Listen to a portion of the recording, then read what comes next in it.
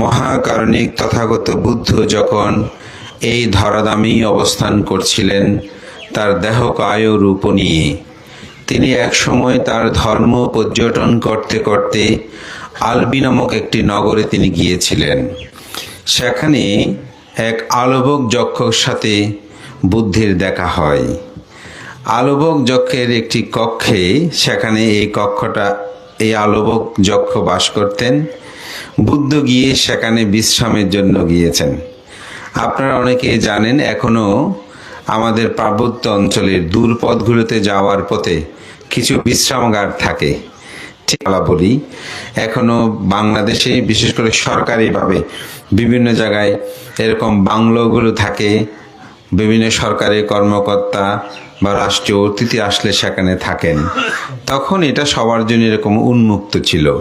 তো বুদ্ধ গিয়ে যখন সেখানে অবস্থান করছেন, তখন আলবক যক্ষ বুদ্ধকে বললেন, আপনি এখান থেকে বের হয়ে যান। তো বুদ্ধ বের হলেন। আবার বলছেন, আপনি ভিতরে ঢুকুন, অর্থাৎ ভিতরে প্রবেশ করেন। বুদ্ধ ভিতরে প্রবেশ করলেন। তো বুদ্ধের মতো মহাপুরুষকে আলবক যক্ষ যখন একবার ঘর থেকে বের করতে পারছে, একবার ঘরে ভিতরে ঢুকাতে পারছে, তার একটু ভালোই লাগছিল যে জগতে বুদ্ধের কথা সবাই শুনে উঠা বসা করে, আমার কথায় বুদ্ধ উঠা বসা করছে। তাই তিনি বুদ্ধকে বারংবার একবার ভিতর ঢুকাচ্ছে, একবার বাইর করছে। এভাবে 3 বার শেষ হলো। চতুর্থবার যখন বুদ্ধকে বলছে, আপনি এখান থেকে বের হন, বুদ্ধ বলছেন, হে আলবক যক্ষ, উত্তর আপনি দিতে পারেন তাহলে আপনাকে আর বের হতে হবে না। আর যদি উত্তর আপনি দিতে না পারেন, তাহলে আমি আপনার মস্তককে ছেদন করব, আপনার বক্ষকে বিদীর্ণ করব, আপনার চিত্তকে আমি বিভ্রান্ত করব, আপনার দুপা ধরে আপনাকে গঙ্গার অপর তীরে আমি নিক্ষেপ করব। বুদ্ধ বলছেন, হে আলবক যক্ষ, এই পৃথিবীতে এমন কোনো দেব মার ব্রহ্মভূত যক্ষ নেই যে তথাগত বুদ্ধকে নদীর ওপারে পা দুটি ধরে ফেলতে পারে, তার চিত্তকে বিক্ষিপ্ত করতে পারে, তার বক্ষ স্থিতিকে ছিন্ন বিচ্ছিন্ন করতে পারে। এমন কোনো দেব ব্রহ্ম মার ভূত আমি দেখি না। তবুও তুমি আমাকে প্রশ্ন করতে পারো, আমি তার উত্তর প্রদানে সচেষ্ট থাকব। তখন বুদ্ধকে তিনি প্রশ্ন করলেন, প্রথম প্রশ্ন যে পুরুষের শ্রেষ্ঠ ধন কি? আমরা মনে করি অর্থবিত্ত প্রাচুর্যগুলোই একটা পুরুষের শ্রেষ্ঠ ধন। বোঝে না, পুরুষের টাকা থাকলেই, অর্থ থাকলেই হয়ে যায়, সেটা তার কাছে অতীব মূল্যবান। তো এখানে পুরুষ বলতে আসলে শুধুমাত্র কোনো লিঙ্গান্তর ভেদে পুরুষ নয়, এখানে পুরুষ বলতে মানুষকে বোঝানো হয়। বুদ্ধ ধর্ম দর্শনের অনেকগুলো শব্দ আছে, যেই শব্দগুলো এক এক জায়গায় কিন্তু এক এক অর্থ ব্যবহৃত হয়। যেমন ভিক্ষু শব্দটি আমরা জানি, যারা মুন্ডুক মস্তক হয়, গেরুয়া বসন ধারণ করে, যারা কর্মবাজার চতুর্থিয়াতের মাধ্যমে ভিক্ষুদের সম্মতিতে ভিক্ষু হয়, সঙ্গের সম্মতিতে ভিক্ষু হয়, তাদেরকে আমরা সাধারণত ভিক্ষু বলি, যেমন আমাদেরকে আপনারা বলেন। কিন্তু বৌদ্ধ ধর্ম দর্শন মতে আবার কিছু কিছু ক্ষেত্রে যিনি সমগ্র তৃষ্ণাকে ক্ষয় করার জন্য বিচরণ করেন, প্রতিনিয়ত স্মৃতি সাধনায় নিমগ্ন থাকেন, সে অর্থেই অনেক ক্ষেত্রে ভিক্ষু শব্দটি কিন্তু ব্যবহৃত হয়ে থাকে। তো এই কারণেই আসলে এক একটা জায়গায় এক একটি শব্দ কিন্তু এক এক রকম ভিন্নতা রূপ। তো এখানে পুরুষ বলতে শুধুমাত্র লিঙ্গান্তর ভেদে পুরুষ নয়, এখানে পুরুষ বলতে ব্যক্তিকে বোঝানো হয়। তো বুদ্ধকে প্রশ্ন করছেন যে পুরুষের শ্রেষ্ঠ ধন কি? দ্বিতীয় প্রশ্ন করলেন যে কি সুন্দরভাবে সংগ্রহ করলে সে জীবনটা সুন্দর হয়। তৃতীয় প্রশ্ন করলেন তৃষ্ণার দায়কের মধ্যে, তৃষ্ণার যে তৃপ্তি লাভ করে, সে তৃপ্তির মধ্যে শ্রেষ্ঠ তৃপ্তিকর কি জিনিস রয়েছে। চতুর্থ প্রশ্ন করলেন জগতে কিভাবে এই মানুষ জীবন যাপন করলে সে জীবন শ্রেষ্ঠ হয়। 4টি নয়, আরও অনেক প্রশ্ন আছে, সময়ের বিষয় আছে, আমি 4টি বিষয় নিয়ে শুধু কথা বলবো। প্রথম যে প্রশ্ন, সেই প্রশ্নের উত্তরে বৌদ্ধ বললেন, পুরুষের শ্রেষ্ঠ ধন হচ্ছে শ্রদ্ধা। অর্থাৎ আমাদের যে অর্থবিত্ত, বাড়ি গাড়ি যেগুলোকে আমরা ধন মনে করি, এগুলোই আসলে মানুষের প্রকৃত ধন নয়। মানুষের প্রকৃত ধন হচ্ছে কি? শ্রদ্ধা। তো শ্রদ্ধা কি? শ্রদ্ধাটা আমরা সাধারণত অনেকে মনে করে হাত জোর করে কাউকে যদি বন্দনা করি, অনেকে আমাকে শ্রদ্ধা জানিয়েছেন। অনেকে আরও একটু গভীর চিন্তা করলে কেউ যদি পূজা অর্ঘ্য নিবেদন করে, অজানা উনি আমাকে খুব শ্রদ্ধা করেন, বা ওনার কথা মেনে চললে আমরা মনে করি উনি অনেক শ্রদ্ধা করেন। হ্যাঁ, এগুলো প্রাথমিক বিষয়। তবে বুদ্ধ ধর্ম দর্শনের মূল শ্রদ্ধার বিষয় হচ্ছে যিনি চতুরার্য সত্য আর্যাষ্টাঙ্গিক মার্গকে অনুধাবন করে, বিশ্বাস করে, সেভাবে তার জীবনকে অতিবাহিত করে, সেটাই হচ্ছে প্রকৃত শ্রদ্ধা। তো সেই চতুরার্য সত্য কি? দুঃখ আছে, দুঃখের কারণ আছে, দুঃখ নিরোধ আছে, দুঃখ নিরোধের উপায় আছে। তো দুঃখের কারণ, দুঃখ কি, এটা আমাদেরকে অনুধাবন করতে হবে। দুঃখের কারণ, দুঃখ কি? জন্ম দুঃখ, জরা দুঃখ, ব্যাধি দুঃখ, মরণ দুঃখ, প্রিয় সংযোগ দুঃখ, প্রিয় বিয়োগ দুঃখ, যাহা চায় তাহা না পাওয়ার দুঃখ, সংক্ষেপে পঞ্চপ্রধান স্কন্ধ দুঃখ। এই দুঃখ কি আমরা অনুধাবন করি? না। আমরা যখন যুবক থাকি, তরুণ থাকি, তখন আমরা এটা অনুধাবন করতে চাই না। আমরা মনে করছি গায়ে শক্তি আছে, গায়ে রূপ আছে, আমাদের অর্থ আছে, বিত্ত আছে, হ্যাঁ, কি আর দুঃখ, এরকম করে আমরা বলি। জরার যে দুঃখ, বৃদ্ধ হলে কি দুঃখ, এটি কখনো সে অনুধাবন করতে চায় না। এ চাই না বলে আমাদের অনেক যুব সমাজ, আজকে অনেক যুবতী তারা বিপদগামী হচ্ছে। তারা ধর্মকে বিশ্বাস করতে চায় না, ধর্মটাকে তারা অবধাবন করতে চায় না, ধর্মকে তারা মানতে চায় না। তারা মনে করে আমার এই জীবনে খেয়ে দিয়ে চলতে পারলেই এটাই হচ্ছে আমাদের জীবন। কিন্তু আপনি কি কখনো ভেবে দেখেছেন, আপনার এই জীবনটাকে যদি আপনি সুশৃঙ্খলভাবে গড়ে উঠে না তোলেন, তাহলে আপনার পক্ষে কোনোদিন এই জীবনটাকে সুন্দর করা সম্ভব হয় না। আজকে আমরা যেদিকেই শুনি, আমাদের তরুণ সমাজের অনেক ছেলে মেয়ে ক্ষেত্র বিশেষে দেখা যায় তারা বিপদগামী হয়ে যায়।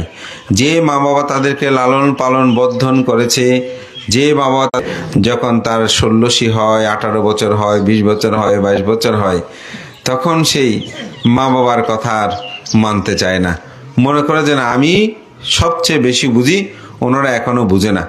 যদি কোনো কথা বলতে চান, তোমাদের যুগ এখন নেই, এখন যুগ পাল্টিয়ে গেছে। আসলে যুগ ঠিকই আছে, আমার মন পরিবর্তন হয়ে গেছে, আমার মানসিকতা পরিবর্তন হয়ে গেছে। আমি প্রকৃত সত্যটাকে আমি অনুধাবন করতে পারছি না। আমি মনে করি না, খেয়ে দিয়ে চলতে পারলেই আমার মনে হয় জীবন।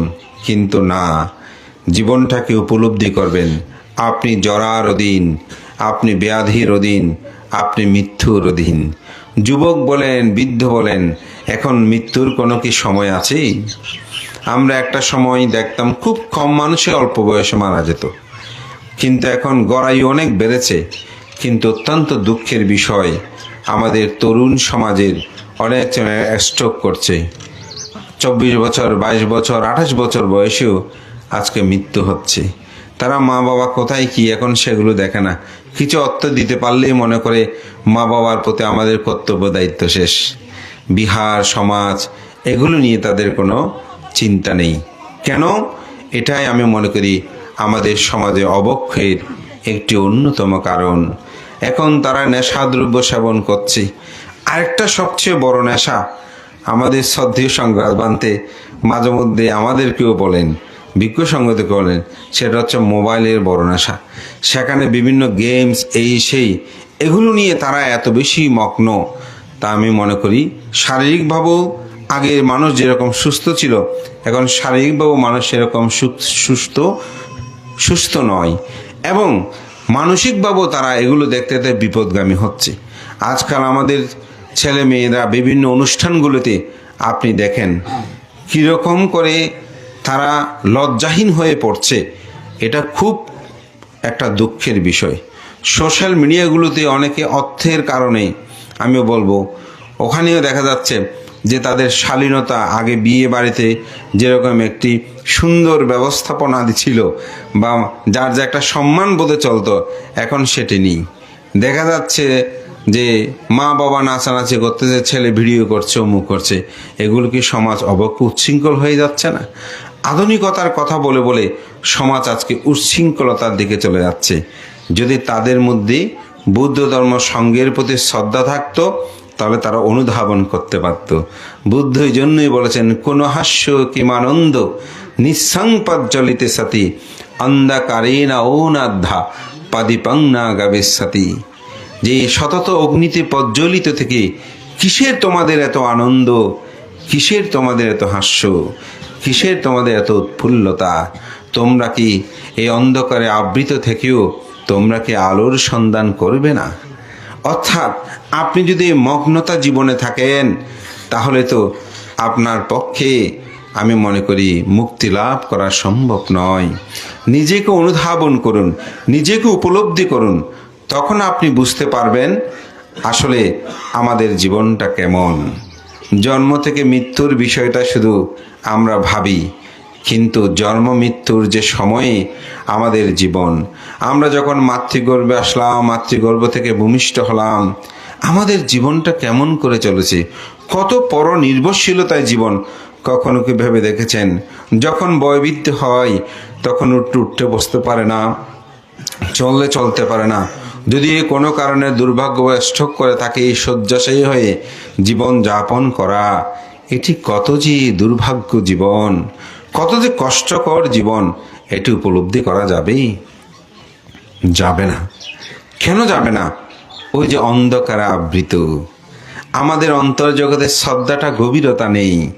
আমরা উপলব্ধি করছি না যে না, জন্ম যখন আছে, জরা আছে, ব্যাধি আছে, মৃত্যু আছে। এবং এটার একমাত্র কারণ হচ্ছে এই তৃষ্ণা। তৃষ্ণাকে আমরা এখন লালন করি, তৃষ্ণাকে আমরা ছেদন করতে চাই না, নিরোধ করতে চাই না। মন যায় তখন সেভাবে আমরা নাচানাচি করি, কিন্তু এটা উচ্ছৃঙ্খল জীবনযাপন কখনো মানব জীবনকে সুন্দর করতে পারে না। তাই অর্থবিত্ত প্রাচুর্য হলে আধুনিক হবেন না, আমি বলবো আদর্শবান হবেন। পঞ্চশীল পালন করবেন একটা পরিবারে, পঞ্চশীল যেন আমরা যথাযথ পরিমাণ। আমাদের তরুণ সমাজকে আমি বলবো আপনারাও ঠিক সেরকম হবেন। পঞ্চশীলটা পালন করে দেখেন, জীবনটা কত সুশৃঙ্খল হয়, জীবনটা কত সুন্দর হয়, জীবনটা নিজেকে উপলব্ধি করতে পারবেন। পিতা বলেন, মা বলেন, ভাই বলেন, আত্মীয় বলেন, জ্ঞাতি বলেন, স্বজন বলেন, আজকে সবার সাথেই আমি মনে করি আমাদের সুন্দর সম্পর্ক যদি আমরা রচনা করতে চাই, বুদ্ধের শিক্ষাটা খুব দরকার। আজকে যে স্বাগত ভাষণে মানিকবাবু না, হ্যাঁ, তিনি একটি অসাধারণ কথা বলেছেন, যেটাকে উপলক্ষ করে আমি গাথাটা ভাষণ করেছি। সেটা হচ্ছে, উনি চেয়েছেন যে ওনার একটা কাজ চলছে, ওটা শেষ হলে করবেন, কিন্তু ওনার পুত্র দুজন বলল যে না বাবা এখন করি, তখন আবার তখন করব। তো আমি মনে করি এটা অতিজাত বা অভিজাত সন্তান, এটা যথার্থ। কারণ ওনার চেয়েও অনেক বেশি ভালো চিন্তা করেছেন। বুদ্ধ এটা বলেছেন, আবিত্থারে তা কল্যাণী পাপা চিত্তাং নিবারায়ে দান্দাং হি কারতা পুয়াং পাপাস্মিং নামাতে নামো।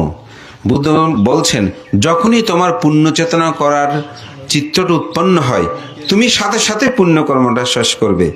যদি শেষ না করো, তাহলে সে চিত্ত অনেক সময় পাপেতে রমিত হতে পারে। আপনারা জানেন শিবুলি কুমার, সে যখন জন্মগ্রহণ করল, 7 বছর 7 মাস তিনি মাতৃগর্ভে ছিলেন, 7 দিন গর্ভ যন্ত্রণা ভোগ করেছেন। তিনি যখন ভূমিষ্ঠ হলেন, তখন মহিলা কুমারকে পাঠালো শিবুলির মা সুপ্রভাষা, যে বুদ্ধকে গিয়ে ফাং করো। তো ফাং করতে গিয়েছেন, বুদ্ধ বলছেন আমি তো ফাং গ্রহণ করতে পারবো না, মহামগ্নস্তূপে একটা ফাং আছে, তো মহামগ্নস্তূপ যদি এই ফাংটা পরিবর্তন করে, তাহলে আমি ফাংটা গ্রহণ করতে পারি। তো মহামগ্নের যে দায়ক, মহামগ্ন দায়কের কাছে মহামগ্নস্তূপে গেলেন, গিয়ে বলছেন আপনি তো জানেন আমাদের এখানে মহিলা কুমার তিনি সন্তানের পিতা হয়েছেন, তার স্ত্রী প্রার্থনা করেছেন আগামীকাল থেকে 7 দিন পর্যন্ত বুদ্ধ প্রমুখ ও ভিক্ষু সংঘকে দান করবেন। তো ওনার ইচ্ছে পোষণ করেছেন, সেজন্য আপনি যদি 7 দিন পরে আপনার দানটা করেন তাহলে ভালো হয়। তখন উনি কি বলেছেন, অবাক করার বিষয়। তিনি বলছেন, ভান্তে, আমি 7 দিন পরে আমার দান করব, তো আমার 3টি সত্য আছে। প্রথম সত্য, মানুষের জীবন মরণশীল। আমি যদি 7 দিনের মধ্যে মরে যাই তাহলে তো আমি আর দান করতে পারবো না, সুতরাং আমার জীবন আপনাকে রক্ষা করতে হবে। দ্বিতীয়ত, মানুষের অর্থবিত্ত প্রাচুর্য, যেগুলো চিরকাল থাকে না। 7 দিনের মধ্যে যদি আমার অর্থ নষ্ট হয়ে যায়, চুরি করে নিয়ে যায়, ডাকাতি করে নিয়ে যায়, বন্যায় প্লাবিত হয়ে যায়, আগুনে দগ্ধ হয়ে যায়, তাহলে 7 দিন পরে তো আমি দান করতে পারবো না, সুতরাং আমার সম্পদ আপনাকে রক্ষা করতে হবে। তৃতীয়ত, আমার অন্তর জগতের মধ্যে দান করার জন্য যে শ্রদ্ধা উৎপন্ন হয়েছে, 7 দিন পরে যদি আমার দান করতে মন না চায় তখন তো আমি আর দান করতে পারবো না, সুতরাং আমার শ্রদ্ধা আপনাকে রক্ষা করতে হবে। তো সেই মহামগ্নস্থবীর তার দিব্য দৃষ্টিতে অবলোকন করে তিনি বললেন, হে দায়ক, আপনার 2টি সত্য আমি রক্ষা করতে পারবো, 1টি সত্য রক্ষা করতে পারবো না। বলতে 2টি সত্য কি? আপনার প্রথম সত্য, আপনি মৃত্যুবরণ করবেন না যদি নিজে নিজে আত্মহরণ না করেন, আপনি বেঁচে থাকবেন, এটা আমি নিশ্চয়তা দিতে পারি। দ্বিতীয়, আপনার সম্পদগুলো নষ্ট হবে না, এগুলো বিদ্যমান থাকবে, কিন্তু আপনার অন্তর জগতের মধ্যে যে শ্রদ্ধা উৎপন্ন হয়েছে এটা নিয়ন্ত্রণ করার ক্ষমতা আমার নাই। তখন মহামগ্ন স্থবিরকে সে দায়ক বলেন, ভান্তে, আপনি যদি গহিত হয়ে 2টি সত্য রক্ষা করতে পারেন, আমি দাতা হয়ে কেন 1টি সত্য রক্ষা করতে পারবো না? ঠিক আছে ভান্তে, আমি 7 দিন পরে আমার দানকর্ম সম্পাদন করব। তো এই জন্য এই শ্রদ্ধা এটা একটা বিশাল বিষয়, এবং সম্পদ এগুলো যে কোনো সময় হারিয়ে যায়, এজন্য যখনই উৎপন্ন হয় তখনই এর সাথে সাথে করা। তা আমাদের চিটাঙের ভাষায় একটা কথা আছে, তুরির দান মহাফল, অর্থাৎ যখনই যেটা উৎপন্ন হয় সাথে সাথে দান করতে পারলে চিত্তটা বিভিন্ন বিতর্ক উৎপন্ন হয় না। আমাদের পরম শ্রদ্ধেয় উপসংগরাজ সত্য প্রিয় মস্তবীর মহোদয় রামুর তিনি একটি গল্প বলতেন। সেটা হচ্ছে, এক মহাজন এসেছেন, বলছে, ভান্তে, আমি একটা বড় সঙ্গদান করব, 200 ভিক্ষু নিয়ে আপনি কিন্তু সহযোগিতা করবেন। বলতে বান্ধব বলে, হ্যাঁ ঠিক আছে। তো মাস 2 পরে, ভান্তে, আমার সঙ্গদানের কথা মনে আছে? বলছে, হ্যাঁ মনে আছে, কখন করবেন? বলতে, ভান্তে, আপনার সাথে তো আলাপ করেছি, একটু গোনার জায়গাটা নিয়ে একটু সমস্যা আছে, এগুলো একটু ঠিক করে সোজা হয়ে নি, তারপর করব। আবার মাস 2 মাস পরে বানতে এবার যে, মাজন, আপনার সঙ্গদানের খবর কি, একটা করবেন? বলতে, ভান্তে, বলিয়েন না, মেয়ে একটা বিয়ের সাথে একটু কথাবার্তা চলতেছে, এটা যদি হয় তাহলে বিয়ের সাথে নিয়ে একটু সোজা হলে তারপর করব। ও আচ্ছা ঠিক আছে। কিছুদিন পর আবার ভান্তে নিজে এখন অনেকটা মজা করে বলে দিই, বলছে, মাজন, আপনার সঙ্গদানের খবর কি? বলে যে, ভান্তে, ছেলে একটা ইন্টার পরীক্ষা দিচ্ছে, এটা দিয়ে একটু সোজাসুজি হলে তারপর করবোই। তো এরকম করতে করতে তিনি একদিন দৈন সোজা হয়ে গেলেন, আর সঙ্গদান করা হয় নাই। তো আমি বলবো এটাই, আমাদের মানিক দীর্ঘই লাভ করুক, কিন্তু অর্থাৎ যে কর্মটা, যে ওনার সন্তানগণের মধ্যে যে চেতনা, এটাকে বলবো আমি অত্যন্ত উন্নত চেতনা। শ্রদ্ধা এভাবেই পরিপূর্ণতা সাধনে জীবনকে সম্মুখ পানে নিয়ে যেতে হয়, এবং কিভাবে জীবন যাপন করলে জীবনটা সুন্দর হয়। বুদ্ধ বলছেন, ধর্মময় জীবন যাপন করলে। আমি যে তরুণ সমাজকে বলছি, অন্তপক্ষে 5টা শীল পালন করবেন, ধর্মকে অধিরূপে জানবেন, সদ্ধর্মকে কখনো পিছিয়ে দেবেন না। অন্তপক্ষে আমি বলবো, এই মাদক সেবন এগুলো থেকে দূরে থাকবেন, বয়োজ্যেষ্ঠদেরকে সম্মান করবেন, গৌরব করবেন, প্রত্যুত্থান করবেন, সুশৃঙ্খল জীবন যাপন করবেন। বেশি কিছু লাগবে না, পঞ্চশীলটা পালন করেন, জীবনে যেখানে যাবেন সেখানে পূর্ণতা আসবে। এই জন্য জীবনটাকে সুন্দর করতে হলে সুশৃঙ্খল জীবন যাপন দরকার। তৃতীয় যে প্রশ্ন ছিল, জগতের সর্বশ্রেষ্ঠ আত্মতৃপ্তি কিসে হয়? বুদ্ধ বলছেন, সত্যের মতন রস আত্মতৃপ্তিকর আর কোনো কিছু নাই। যে মানুষ মিথ্যা বলে সেও চায় সত্য শুনতে, সত্য শুনলে আমরা অপরাধকে পর্যন্ত ক্ষমা করে দিই। তো সত্যের মতন এত তৃপ্তিকর মধুতর আর জগতে কোনো কিছু নাই। সর্বশেষ কিভাবে জীবন যাপন করলে শ্রেষ্ঠ জীবন হয়? উত্তরে বললেন, প্রজ্ঞাময় জীবন যাপন করলে সে জীবনটা হয় শ্রেষ্ঠ। অর্থাৎ যে কোনো কর্ম সম্পাদন করতে আমরা যেন জ্ঞান নেত্রে করি। আজকের এই মহান অনুষ্ঠান আমি মনে করি এই প্রয়াত কাজল বাবুর পরিবার বা মানিক বাবু সহ ওনার সন্তানা জ্ঞাতি স্বজন যারা সবাই আজকে এখানে এই অনুষ্ঠান আয়োজন করেছেন, তারা প্রজ্ঞার পরিচয় দিয়েছেন। আমাদের মহামান্য সঙ্গরাজ ভান্তে আজকে নবভাবে তিনি এসেছেন সঙ্গের রাজা। তো রাজাকে যেভাবে রাজকীয় সম্মান দিতে হয়, আমি মনে করি আজকে এই গ্রামবাসী, এই আয়োজক, তারা পুষ্পের অর্ঘ্য ঢালা নিবেদনে তিনি অর্ঘ্য নিবেদন, শুধু রাজা নয়, উপরাজাও যিনি আছেন আমাদের শ্রদ্ধেয় প্রিয়দর্শী মহাতেরও, তাকেও। তো রাজার সাথে উপরাজা না থাকলে বেশি সুন্দর লাগে না, রাজার আশেপাশে মন্ত্রীদেরও প্রয়োজন আছে। তো সেভাবে আছে। আবার স্থানীয় যিনি প্রধান, আমি বলবো শ্রদ্ধেয় ধর্মসেন বান্তে, হয়তো তিনি সামনে দীর্ঘ হলেও তিনিও উপরাজা হবেন, আমাদের প্রত্যাশা আছে। তো সুতরাং আজকে আমি মনে করি আয়োজন অত্যন্ত গাঢ় গম্ভীর্যময় হয়েছে। এখানে আমাদের নন্দশ্রী ভিক্ষু সহ অনেক আমাদের পণ্ডিত, আমাদের আগামী দিনের প্রজন্ম ভিক্ষু সংঘরা এখানে উপস্থিত আছেন। তারাও যে আমাকে সময় দান করছেন, তার জন্য আমি মহান সংঘের প্রতি কৃতজ্ঞতা জানিয়ে আজকে এই সুন্দর আয়োজনে আমাকে আহ্বান করে কৃতার্থ করেছেন।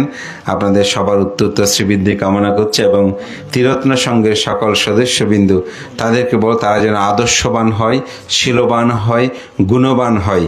তারা যেন আমাদের সমাজ সদরূপ বিনির্মাণে তারা এগিয়ে আসে, মা বাবার প্রতি শ্রদ্ধাশীল হয়, বয়োজ্যেষ্ঠদের প্রতি শ্রদ্ধাশীল হয়, ছোটদের প্রতি স্নেহশীল হয়।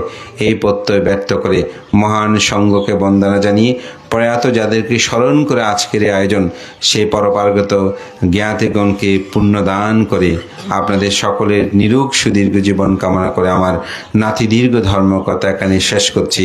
জগতের সকল প্রাণী সুখী হোক।